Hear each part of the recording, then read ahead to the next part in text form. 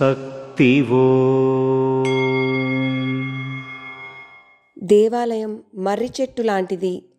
ఏ ఉద్దేశంతో వచ్చినా ప్రయోజనం కలుగుతుంది.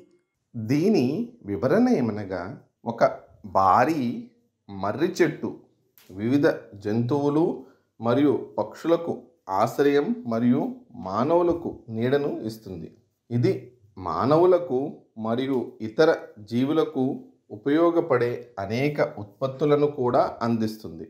అలాగే గుడి అనేది వివిధ మానవులు విభిన్న ఆకాంక్షలతో వచ్చే ప్రదేశం లాంటిది మరియు ఇది మానవ కర్మ, కృషి, భక్తి మొదలైన వాటి ఆధారంగా సానుకూల అభ్యర్థనలను నెరవేర్చడంలో సహాయపడుతుంది. ఓం శక్తి.